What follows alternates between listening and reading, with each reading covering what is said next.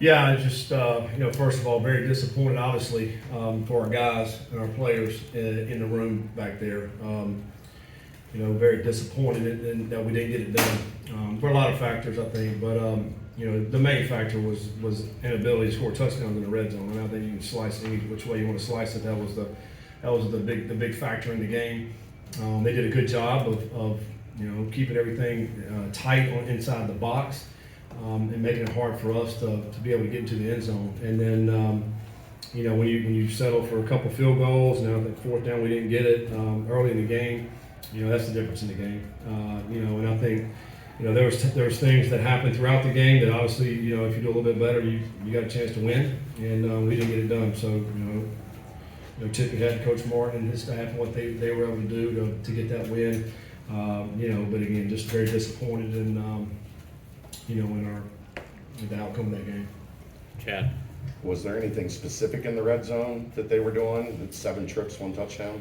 I don't, not really. I mean, I think it was playing the same defense that they played. They showed in there, and we didn't do a good job of finding ways to get in the zone. And I thought we were a couple of times. I thought we were there, and just didn't get in. Corey gets in there, and Emory scores and on a cue draw that got in. But other than that, we really didn't do a whole lot down in there. I mean, I'll also go back and watch the tape, but I thought they did a really nice job up front. And then their linebackers were playing downhill to stop the run game there, and we just couldn't spit any out to the end zone. Brian and Keegan. Defensively, Blaine Gabbert had 9 rushes for 132 yards. What did you see from your defense that was allowing him to get an open field like that? Yeah, I mean, he certainly hurt us with his legs. I thought there were times we were playing man-to-man coverage, and we're doubling number 10, and so you got an extra guy outside of the box, and then whenever he broke contain the line of scrimmage, he's going to be able to get some yards, and that really hurt us quite a bit, obviously. There in the overtime, and then there was a couple third downs where I thought he went and got first downs there, and it's really just our D line just standing in their lanes there, and you creating too much upfield, and then all of a sudden he just spits it out of A gap or B gap, and that was a big part of their game. I thought Gabbert played great, went in the running game and. Threw some balls down the field that were obviously, big time throws. Would you have liked to see Emory keep his eyes downfield a little bit more there at that overtime possession? Did he get a little too run happy? Well, I mean, I don't know. That's hard to say. I mean, there's a lot of stuff going on at that point in time. I think, really the only one I really remember is that last one there. But we got a couple of penalties down there. I mean, they called. Lineman downfield on that one. We're on the 2-yard line. I don't know how you call that really, but and then we get a penalty there. We back it up. We get back to the 2. We got a holding penalty. It goes back. We get back in there. We were battling right there. Just didn't find a way to get in there. So it's hard to say about Emory. I mean, I thought other than a couple decisions, I thought he played really good. I thought he played gutsy tonight. He ran the ball hard. Made some great throws. I don't know. I mean, he rushed for 101 yards, looks like here, and threw the ball pretty nice. I think he'd like to have the pick right before halfback when he threw that pick. But other than that, I thought he played very solid. And then speaking of Larvadan, first play of the game, you get him in single coverage and he takes it 79 yards. Was that what you wanted to see right out of the gate, having single coverage? Absolutely not. There's a miscommunication in the coverage on that play, and. No, you ask anybody in our locker room who we had to defend, it was number 10. Our whole team knew that, offense players, it didn't matter. So that was a miscommunication. They hit that one on us. But then after that, really, we kind of settled down. I thought we played solid on defense, other than the Q scrambles. And then the one drive when they had called 2 PIs on our guys, and they hit the fade ball on our sideline. But other than that, I thought our guys played solid. Running game really didn't take off till the second half. Ryan does it nice job for you, but they kind of shut the time down. Yeah, I thought, like we said in the past, whoever's got the hot hand's going to be in there. And I thought he, did a good job seeing it and running hard, breaking tackles. And got our Q run game involved with that as well. 2 guys rushed for over 100. So, I mean, second half it started clicking a little bit better.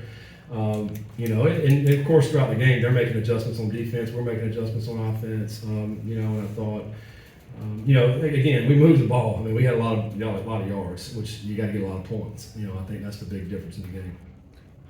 A couple downfield PIs last week, again this week. Is there something there teams are picking on or able to? I mean, they're trying to throw the ball one-on-one down the sideline.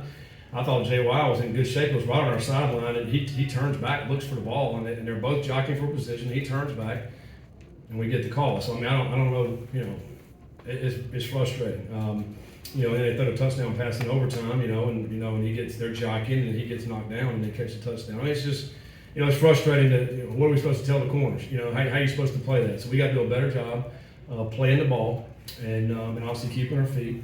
And, when guys are attacking us down the field, which, I mean, you're right. I mean, we're seeing that. We're going to continue to see it, where guys are going to, one-on-one down the sideline and try to make pay in that way because, as they're thinking, you're going to get a PI or a potential catch, why not throw it down the sideline? So we got to do a better job of defending those passes. Neil. Xavier Henderson really had it going tonight. 12 catches for 140 yards. What's working on the offensive side to really get him going in this game early? Yeah, I mean, they were packing it in the box there, and that's why it's difficult to run the football. It was one-on-one outside, so we were trying to take advantage of that against their corners. And he did a nice job all night of catching the ball and underneath and, getting some good yards on that. And they were able, I think we got a lot of first downs and moved the ball down the field again. That wasn't the issue. I mean, the issue again in the red zone, trying to score touchdowns. I mean, that's what it came down to. On the 4th and 9, when you did the fake punt, what went into it? What more a field call? Or? Well, we had punted a couple times earlier than that. We saw how they were lined up, and it looked like it would be there. I thought that was a good time to call it because you're backed up on the -20 or whatever we were. Nobody's thinking you're going to fake it, and we got the look, and Shimon did a great job of hitting it and blocked it up, and he gave us a chance, and we're trying to win a game. I think maybe 2:40 in the clock, maybe at that point in time. We get the ball down, we melt the clock all the way down, knock down the field goal, and we get it blocked. I mean, that was obviously a big play because you knock that one down, it's going to be a ball game, and we're all having a different conversation right now. 2 sacks from the UC defense tonight. What was not clicking quite as well in the pass rush? Well, I think they were, number one, I think they get rid of the ball pretty quick. Do a good job of catch and throw. We were able to get to him a couple of times. And then the other thing I thought that he did a really nice job of moving around in the pocket. We're trying to get in our rush lanes. Our guys are getting up the field. He's shot sliding one side or the other, stepping up, making some plays. I mean, you got to give credit to him. He did a good job of stepping up and really running and getting those first downs, which made it a little bit more difficult because we're playing man outside and trying to double some guys, so you got a light box. There were a lot of teams that were sluggish today. How do you recover from this? Because obviously next week was pretty. Yeah, I mean, it's very disappointing. Obviously, we got to go back and regroup, look at ourselves in the mirror, starting right with me, and what can we do to get better. And that's what we got to do. We start Big 12 play next week. We know that. We got an outstanding team coming in next week, Oklahoma. They do a great job, and they're riding high right now and playing really well. So we have to come in and have a great week. There's no time to have a pity party and start feeling sorry for ourselves. I can tell you that. We got to come in tomorrow and get to work.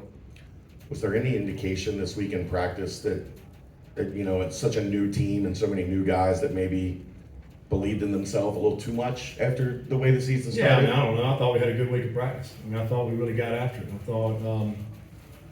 thought guys were focused, and we did some really good things this week in practice. I mean, there was a lot of intensity there. We talked about, the importance of this game all week. Our guys knew what we were getting coming into. And, it's just, we didn't play good enough to win. It's the bottom line. I mean, again, red zone, blocked field goal. I mean, there's a couple of things we can point to that we would have got to win. It'd be a lot different right now. All right. Thank you, Coach. All right, thanks, guys. Thanks, Coach.